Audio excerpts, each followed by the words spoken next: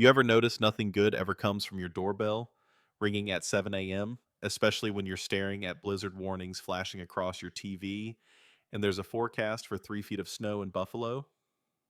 Yeah. That was me, shuffling across the living room, already regretting the day before it had even started. I just knew trouble was waiting on the other side of that door. Sure enough, there she was. Patricia Henderson, president of the Willowbrook Estates Homeowners Association.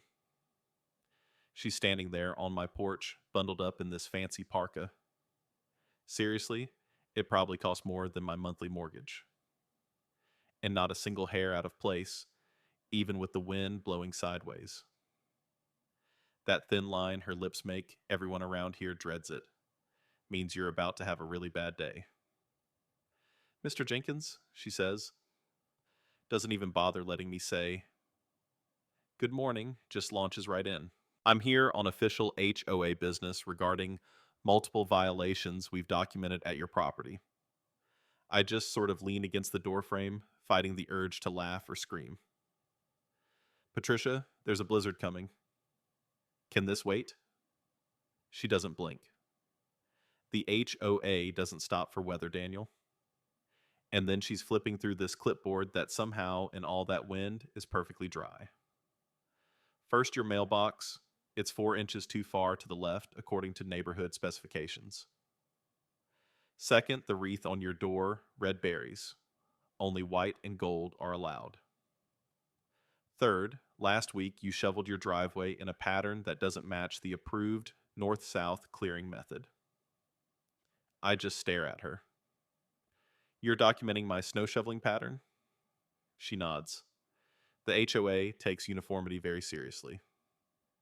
And each violation $200. That's $600. Due in 15 days. I say, Patricia, I'm not paying $600 because you don't like how I shovel snow. She just narrows her eyes, same look she gave the Richardsons for painting their shutters the wrong shade of white.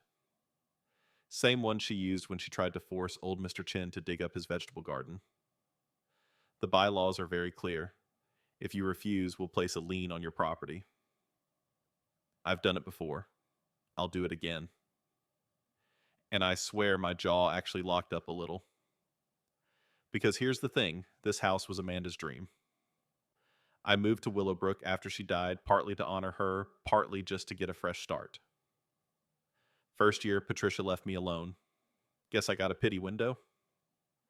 But after that, every minor thing turned into a fine, a letter, or a surprise inspection. I try to keep my voice steady. I'll review the bylaws. But I really need to get ready for the storm. And I'm about to close the door when she says one more thing. Of course, she'd noticed my snowblower. A big, commercial-grade beast. HO. Regulations say snow removal equipment needs to be stored out of sight. My garage door was open yesterday. That's still a violation, she says, scribbling away. However, I'm willing to overlook it if you loan me that snowblower for the storm. My husband's out of town, and ours can't handle 3 feet. I almost laughed. You want to borrow my snowblower after just slapping me with $600 in fines. I'm offering you a way to reduce your penalties, she says. All fake generous. Neighbors should help neighbors. Community goes both ways, Patricia. And I need the blower myself. Bad back, remember? She just shrugs. Don't say I didn't give you a chance to be reasonable. Good luck with those fines, Mr. Jenkins. And she marches back across the street looking for all the world like she's just won. I close the door and try to remember how to breathe. My phone buzzes. Marcus, my business partner. Storm's hitting hard. You ready for chaos? I grin despite everything. If only he knew. Always am. How's the crew looking? On standby. We're going to make a fortune this week. Marcus and I own Alpine Snow Services, the biggest snow removal outfit in Buffalo. Started as a side gig. After Amanda died, it became my lifeline. Now, we've got almost 50 trucks contracts with every business park and neighborhood around, including Willowbrook. That's the irony. The HOA, Patricia, signed a 5-year contract with my company right before I moved in. She's always bragged about the deal she negotiated. Has no clue I'm the guy behind the curtain pulling the strings. Marcus handles the public face, I do the operations. I never told a soul here. It wasn't a secret.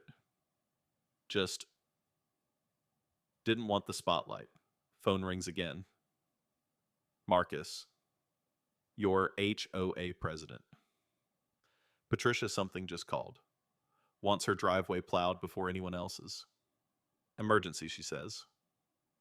I almost dropped the phone. What did you tell her? That's not how the contract works, but she threatened to report us for breach of contract. I told her I'd talk to my partner and get back to her. Seriously, this lady's nuts. I watch Patricia from my window. She's on her phone, probably still yelling at Marcus.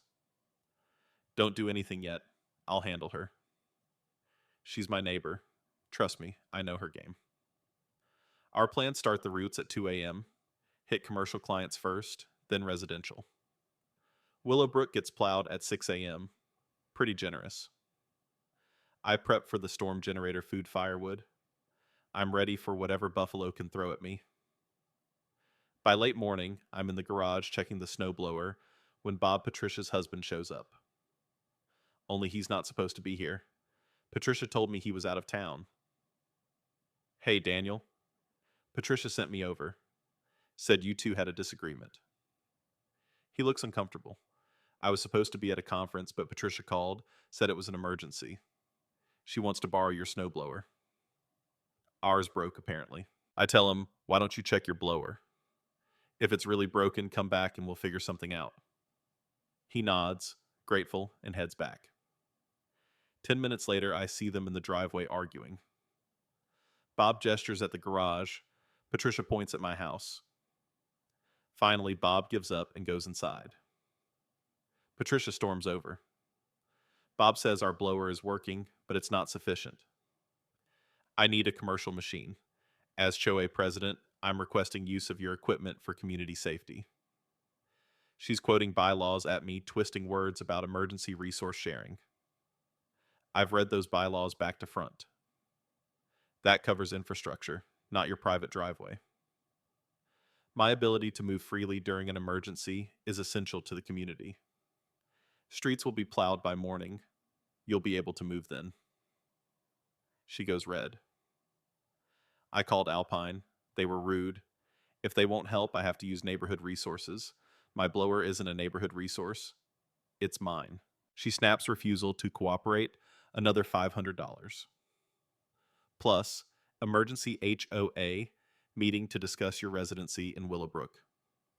She leaves before I can say a word. I stand there, fists clenched, thinking about all the families she's driven out. 3 at least over petty nonsense. The snow starts falling at noon. By 6, the world's disappeared, just white on white, wind howling, everything muffled. I make dinner, watch the storm. The neighborhood text chain is buzzing, folks checking in, sharing news, offers to help each other out. Except Patricia. Her messages are complaints. Why isn't Alpine plowing threats to sue the board lists of violations? People are getting fed up. Someone finally tells her. Maybe focus on staying safe instead of harassing neighbors. Could have kissed them. The storm rages all night. I wake up at 5:30 to a sound engine noise close. I run to the garage. Doors open. My snowblower gone. Drag marks across the floor, snow blowing in. I throw on boots, coat, stumble into the storm. Wind cuts like knives. I spot a figure pushing my snowblower down the sidewalk. Patricia. Full-on Arctic gear blasting a path to the street, my snowblower arcing snow into the wind. I yell, but the wind eats my words. I finally catch up, grab her arm. She kills the engine. You stole my snowblower? I borrowed it, she says, like I'm the crazy one. Emergency HOA bylaws. I left a note on your workbench. You broke into my garage. Your door was unlocked. You should be more careful. Give it back or I'm calling the police. She actually smiles. Go ahead. They're not coming out in this weather. And by the time they can respond, the street will be clear, and I'll be the hero. She's probably right. No cop is coming out in a blizzard for a stolen snowblower. I try Patricia my back. I can't shovel this by hand. Should have thought of that before you refuse to be a team player. She starts, the blower keeps going. I'm left standing in the snow, angrier than I've ever been. This wasn't just pettiness, this was theft. I make coffee, sit at my kitchen table, watching her clear her driveway sidewalk path to the mailbox. Phone rings. Marcus. I tell him what happened. She broke into your garage, man, call the cops. They won't come. And after, it'll just be her word against mine. She'll say she was helping the community. So what are you going to do? I watch Patricia parade around with my snowblower, and an idea forms. What time are we supposed to plow Willowbrook was scheduled for 8. I want it pushed to last. Don't answer their calls. Let them stew. Marcus hesitates. Contract says 8 a.m. It also says, or as soon as conditions permit. The storm's still bad. It's legitimate. He gets it. This is about more than the snowblower. She's been harassing me, driving good people out. Now she commits an actual crime and thinks she'll get away with it. Not this time. So Willowbrook gets delayed. All day, Patricia keeps clearing snow, acting like she's saving the world. By afternoon, neighbors are fed up. People can't get out. Someone needs medication. Someone else has a funeral. Patricia posts more excuses, but the tide's turning. She's the one who hired Alpine after all. Maybe you get what you pay for, someone says. At 4 o'clock, Bob calls. I'm sorry about Patricia. I told her it was wrong. He asks if I'll press charges. I'm honestly not sure. I want her to face consequences, but I'm not looking to destroy someone's life over a snowblower. Later, I call Marcus. Actually have the crews come at 6 a.m. tomorrow. I want you with them. Bring all the documentation. Neighborhood is at a boiling point by nightfall. Everyone's mad at Patricia at Alpine at the whole situation. She promises she'll fix it. Most people just want the snow gone. Next morning, I wake up early. Marcus is there, contract files in hand. We grab coffee. I show him the text chain neighbors are ready to riot. We talk through the plan. At 5:45, I march across the street, knock on Patricia's door. She's frazzled, suspicious. Alpine's coming in 15 minutes, I tell her. How do you know? Because I called them. Or more accurately, I told them to come. Do you know who owns Alpine? She stares at me. What does that have to do with anything I do? Patricia? I'm the owner. The company you've been calling threatening, harassing. The company whose employee you just stole from. She sputters. You deliberately delayed us. You left people stranded, no. The contract allows for delays when conditions are unsafe. Every other client was patient. But you stole from me, threatened foreclosure, harassed me for years. She threatens lawsuit, says the HO. A didn't know I lived here. You hired Alpine 3 months before I moved in. I never interfered with the contract. You got below market rates because I wanted to help the neighborhood, and you still made my life hell. She's pale now, but still fighting. I'll resign, she says. But you'll see, being HOA president is a thankless job. When things fall apart, don't come crying to me. She walks out of her own meeting, leaving the board stunned. Neighbors thank me. A new president is elected, a sensible guy, reasonable about the rules. Fines are dropped, people relax. Holiday decorations start to get creative. Vegetable gardens pop up.